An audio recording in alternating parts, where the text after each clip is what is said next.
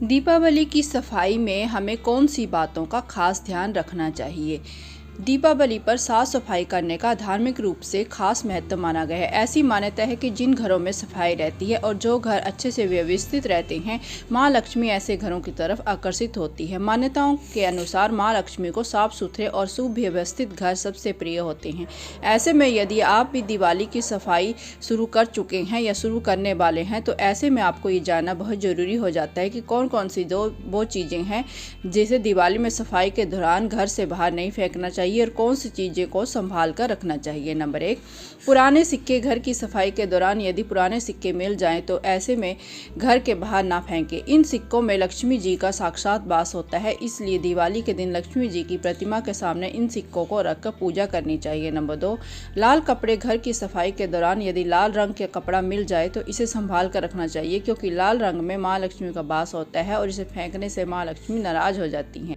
Number 3, कोडी। घर की सफाई में यदि पुरानी कोडी मिलती है तो इसे फेंकना नहीं चाहिए, बल्कि इसे साफ करके माँ लक्ष्मी को चढ़ाना चाहिए। इससे धन संपत्ति समस्या खत्म होती है। नंबर 4, मोर पंख। दिवाली के दौरान यदि मोर का पंख मिल जाए तो इसे फेंकना नहीं चाहिए, बल्कि उसे संभाल कर रखना चाहिए। घर में मोर का पंख रखने से वास्तु दोष नहीं लगता है और माँ लक्ष्मी की कृपा बनी रहती है। नंबर 5, देवी देवता की पुरानी मूर्ति। दिवाली की सफाई के समय इस बात का ध्यान रखें कि यदि देवी देवता की मूर्ति पुरानी हो गई है या फट गई है तो इसे घर से निकाल दें, लेकिन इसे कूड़े में ना फेंकें, बल्कि इसे नदी के बहते जल में या कुएं में डाल दें। नंबर 6, यदि आपके घर में पूजा के स्थान में कोई मूर्ति खंडित है या फिर घर के किसी दूसरे भाग में कोई खंडित स्टैच्यू लगी है तो इसे भी दीपावली से पहले प्रभावित करवा दें। टूटी हुई मूर्ति की पूजा करना शास्त्रों में गलत माना गया है। इसके स्थान पर नई मूर्ति ले आएं और उसको स्थापित करके उसकी पूजा करें। इसके अलावा पूजा स्थल से अन्य टूटी हुई वस्तुएं भी हटा दें। नंबर 7, घर की छत की सफाई पर खास जोर दिया जाता है। ऐसा माना जाता है कि जिस घर की छत गंदी रहती है उस घर के लोग सदैव बीमार और दुखी रहते हैं। घर की छत सदैव एकदम साफ सुथरी रहनी चाहिए और यहाँ पर कोई भी कबाड़ सामान नहीं रखना चाहिए।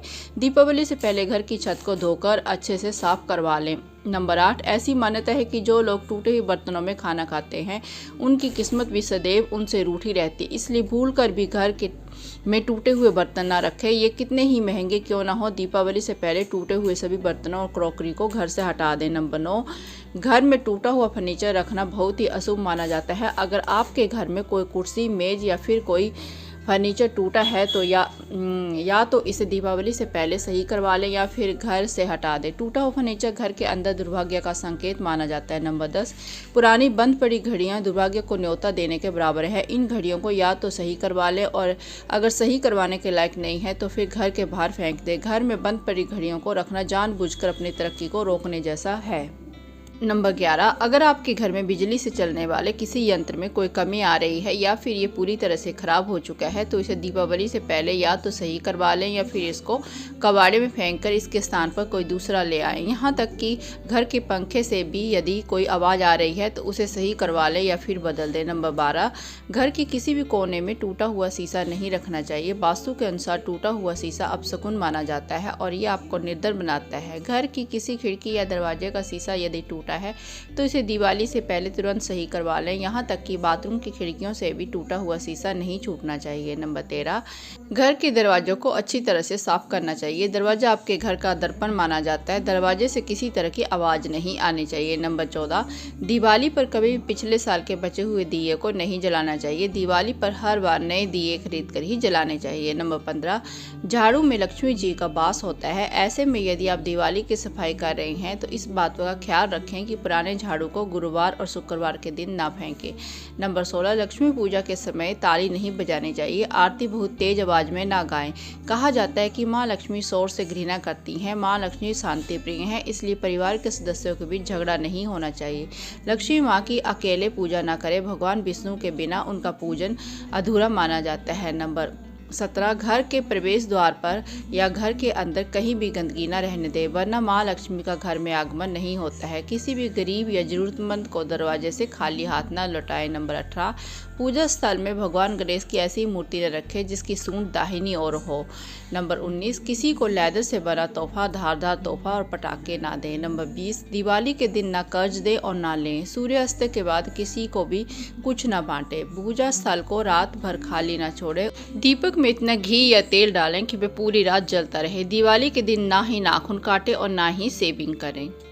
नंबर 21, दिवाली से पहले उन वस्तुओं को घर से हटा दें जो कि लंबे समय से घर में प्रयोग में न आई हों। पुराने खराब हो चुके फूल, पुराना पड़ा कबाड़ का सामान, अखबार की रद्दी, टूटे शीशे और खराब जूते चप्पल, ये सभी चीज़ें दिवाली से पहले घर से हटा देनी चाहिए। ऐसा माना जाता है कि पुरानी पड़ी कबाड़ चीज़ों में से एक प्रकार की नेगेटिव एनर्जी उत्पन्न होती है और ये धन आगमन के रास्ते में बाधा उत्पन्न करती है, इसलिए इन्हें दिवाली की सफाई से में हटा देना ही उचित है। नंबर 22, अक्सर हम किसी शुभ अवसर पर या फिर घर में किसी खास पूजा के दिन बंधन बार लगाते हैं, लेकिन समय के साथ ही गंदी और पुरानी हो जाती है। इस पर मिट्टी के साथ साथ कई बार जाले भी लग जाते हैं। ऐसे में बंधन बार की पॉजिटिविटी खत्म हो जाती है। इसलिए जब आप दिवाली की सफाई कर रही हो तो ऐसे में आपको पुरानी बंधन बार को हटा देना चाहिए। आप घर डेकोरेशन करते हुए नई बंधन बार को लगाएं। नंबर 23, अब मौसम बदल रहा है तो ऐसे बहुत से कपड़े होते हैं जो छोटे हो चुके होते हैं या फिर हम उन्हें आगे पहनने वाले नहीं होते हैं, तो ऐसे में उन पुराने कपड़ों को दोबारा बैग में भरकर बेड के अंदर न रखें, बल्कि दिवाली की सफाई करते हुए इन पुराने कपड़ों का भी सफाया कर दें। कोशिश करें कि आप इन कपड़ों को किसी ज़रूरतमंद को दे दें जिससे वे उसे इस्तेमाल कर सके। नंबर 24, साफ सुथरे और धुएं के कारण इन दिनों वायु प्रदूषण भी अपने चरम पर होता है जो आपके स्वास्थ्य को सीधे प्रभावित करता है। अगर आप फेफड़ों या सांस संबंधी रोग के मरीज हैं तो धूल कणों का संपर्क व पटाखों से होने वाले धुआं आपके लिए बहुत ही घातक होता है।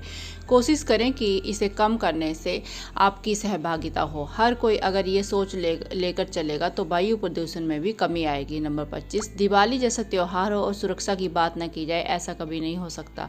दिवाली पर जलाए जाने वाले पटाखे, फुलझड़ियों आपके त्योहार को जितना संवारते हैं जरा सी अनदेखी से बिगाड़ भी सकते हैं, इसलिए इनका प्रयोग करते समय विशेष तौर पर सावधानी रखनी चाहिए। ये बिल्कुल न भूलिएगा कि इस समय दीपक जलाने में भी सावधानी रखें। ऐसे कपड़े न पहने जो जल्दी आग पकड़ते हों, इस तरह से आप अनहोनी की किसी भी आशंका से बचे रहते हैं। दोस्तों, आज की वीडियो में बस इतना ही। वीडियो आपको कैसी लगी मुझे कमेंट बॉक्स में ज़रूर बताना। अगर आपको वीडियो पसंद आई है तो वीडियो को लाइक शेयर करना ना भूलें। ऐसी ही टिप टिक्स और जानकारी के लिए मेरे चैनल को सब्सक्राइब जरूर कर लें और साथ में बेल आइकन को भी प्रेस कर लें ताकि जब भी मैं कोई नई वीडियो डालूँ तो उसका नोटिफिकेशन आप तक सबसे पहले पहुँचे। मिलते हैं आपसे इसी तरह की नई वीडियो के साथ, तब तक अपना और अपनों का ख्याल रखें। वीडियो देखने के लिए धन्यवाद। आपका दिन शुभ हो।